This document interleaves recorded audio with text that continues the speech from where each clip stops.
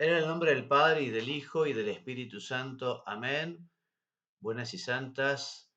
Continuamos entonces con nuestras lecciones, con el compendio del Catecismo. Seguimos en la segunda parte, la celebración del misterio cristiano. Dentro de los 7 sacramentos, ya comenzamos con los sacramentos de curación. ¿eh? Recordarán que efectivamente nuestro Señor Jesús ha querido que la Iglesia continuase con esa obra de curación y de salvación que Él comenzó y nos regaló estos 2 sacramentos preciosos, que son el sacramento de la penitencia, el sacramento de la reconciliación y el sacramento de la unción de los enfermos, el sacramento que nos prepara para partir de la vida con minúscula a la vida con mayúscula para siempre. Hablemos entonces del sacramento de la penitencia o sacramento de la reconciliación, también llamado sacramento del perdón, sacramento de la confesión y de la conversión.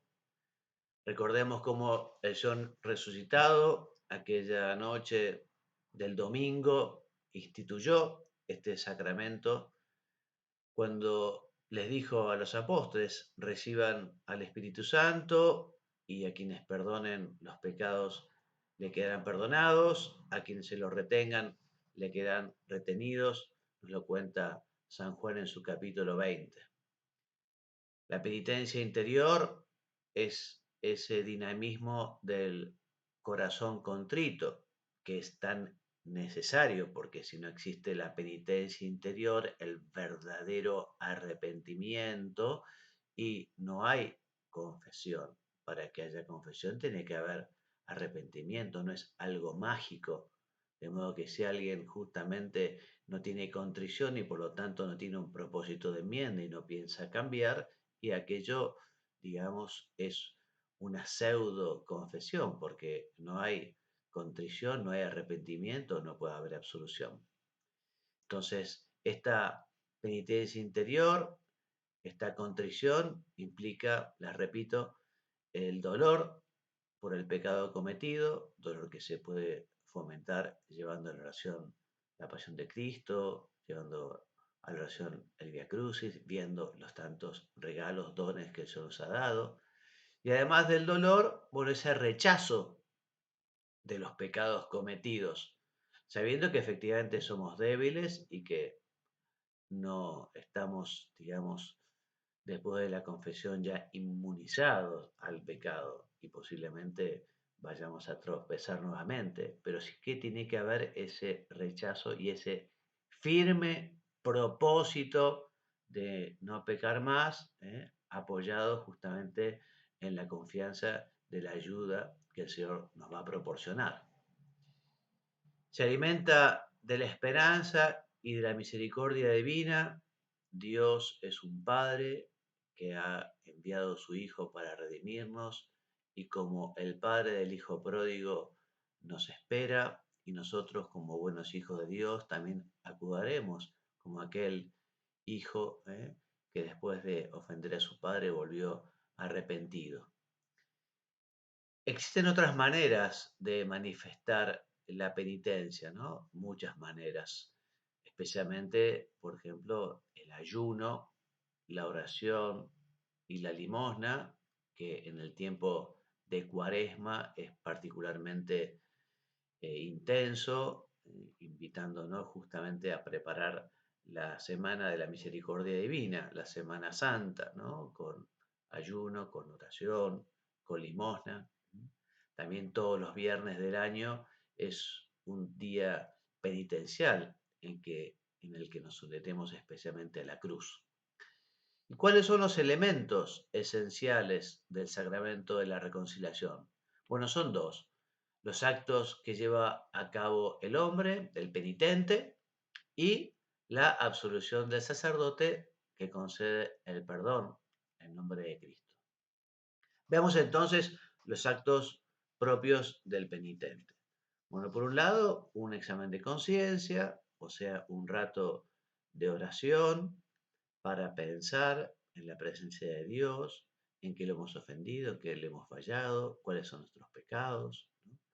La contrición o arrepentimiento, que también, como te decía, puede ser motivado llevando a la oración algunos temas que nos ayudan a ver la bondad de Dios, ¿no? Y el daño tremendo que hace el pecado tanto al pecador como también a todo el pueblo de Dios y a todos los hombres.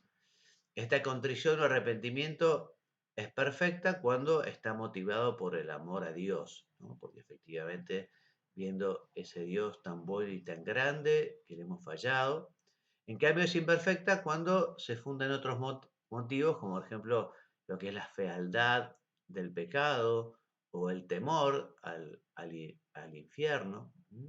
Pero habrá perdón en la confesión, ya con la condición perfecta, obviamente, pero también con la imperfecta, ¿no? Y esta contrición incluye el propósito, el objetivo, la meta, la lucha de no volver a pecar. La confesión consiste en la acusación, en decirle al sacerdote el pecado que uno ha cometido. Uno se pregunta, bueno, ¿y por qué Jesucristo quiso que nos confesáramos ante un sacerdote y no ante él? Bueno, es una buena pregunta que le podremos hacer al Señor el día que nos encontremos con Él, pero la verdad es que Jesús quiso justamente que los sacerdotes en ese momento fueran como Él y en su persona dieran la absolución, y ha pedido el Señor que la manera justamente normal, corriente del perdón de los pecados sea a través de este sacramento de la confesión con un sacerdote. ¿Mm? La satisfacción es el cumplimiento de ciertos actos de penitencia que el confesor impone al penitente, muchas veces el rezo de una Ave María o tres Ave Marías o un misterio del Rosario, o hacer un acto de reparación o una limosna. Algo que conviene hacer es hacerlo cuanto antes para no olvidarse y para manifestar también al Señor nuestro arrepentimiento con esa satisfacción. Se deben confesar todos los pecados graves, aún no confesados, que se recuerdan después de la última confesión bien hecha, ¿no? Y justamente si uno, por vergüenza, ¿no? Y sabiéndolo también, eh, omite algún pecado grave y se confiesa mal y es más, comete otro pecado porque está abusando de alguna manera del sacramento, ¿no? O sea que y si tenemos vergüenza, y creo que es bueno que tengamos vergüenza, porque si no tuviéramos vergüenza seríamos unos sinvergüenzas. Y es lógico tener vergüenza, porque en la confesión no vamos a contar nuestros méritos y nuestros logros, sino nuestros pecados y nuestros defectos. Dice el compendio entonces que la confesión de los pecados graves es el único modo ordinario de obtener el perdón. Todos los cristianos, todos los bautizados, a partir del uso de razón, o sea, a partir de los 6 años, 7 años, están obligados a confesar los pecados graves, ¿no? A veces se espera hasta la primera comunión, que a veces es a los 9 o 10 años, ¿no? Entonces, ya desde el uso de razón. Es difícil también que en un chico de 8 o 9 años pueda haber un pecado grave, pero si los niños se van acostumbrando a confesarse y aprenden la naturalidad y la cercanía con la confesión, es algo muy oportuno, muy útil, ¿no? Ya el Santo Padre, el Papa Francisco, nos ha pedido que los confesores seamos especialmente amables, ¿no? Y que no convirtamos la confesión en una sala de en una sala de torturas, ¿no? Bien. También se confesarán los niños antes de recibir la primera comunión, decíamos. La Iglesia recomienda vivamente la confesión de los pecados veniales, aunque no sea estrictamente necesaria, pero ayuda a formar la conciencia y además recibimos una gracia especial para esos pecados o esos pecados veniales de los que nos confesamos. Amén de que también esa confesión de los pecados veniales nos ayuda a luchar contra las malas inclinaciones, a dejarse curar por Cristo y, en definitiva, a progresar en la vida interior, en la vida espiritual. ¿Quiénes ejercen el poder de perdonar los pecados? Bueno, los obispos y los presbíteros. Por lo tanto, no lo puede hacer no lo pueden hacer ni los laicos, ni tampoco los diáconos. O la absolución de algunos pecados particularmente graves, como los que tienen una excomunión, que es un delito, y bueno, primero habrá que perdonar digamos, esa pena de excomunión. Hay algunos que son más graves, otras que son más leves, algunas están reservadas a la sede apostólica, otros al obispo, ¿no? Pero, en fin, para poder justamente levantar esa pena de excomunión, por ejemplo, un aborto, ¿no? Un aborto, la persona tiene que saber que existe el aborto, tiene que saber que existe la excomunión, ¿no? No tiene que haber ningún motivo que de alguna manera sirva como para disminuir la responsabilidad, ¿no? Es lo que se llaman los atenuantes, ¿no? Para que haya excomunión, que es tanto en la persona que lo realiza como en los que están directamente involucrados, ¿no? Como los médicos, anestesistas o aquel que incita a la persona a realizar el aborto, ¿eh? Si sabe que existe excomunión, ¿no? Y no existe efectivamente un motivo, digamos, que lleve a sentirse obligado, ¿no? Por ejemplo, a una amenaza por parte de los padres al hijo, o a la hija, al novio, en fin, ¿no? Entonces a veces esos atenuantes hacen que no se recaiga en la pena de excomunión. Bien, entonces en caso de peligro de muerte, cualquier sacerdote puede perdonar esa pena de excomunión y puede perdonar el pecado. Todo confesor está obligado, sin ninguna excepción y bajo penas muy severas, a mantener el sigilo sacramental. En la Iglesia se ha mantenido esta tradición desde siempre, ese absoluto secreto sobre los pecados conocidos en confesión. Y veamos los efectos del sacramento de la penitencia. Entonces, por un lado, la reconciliación con Dios, ¿eh? Y por tanto el perdón de los pecados, la reconciliación con la Iglesia, la recuperación del estado de gracia, si se había perdido la gracia por un pecado grave, un pecado mortal, se recupera.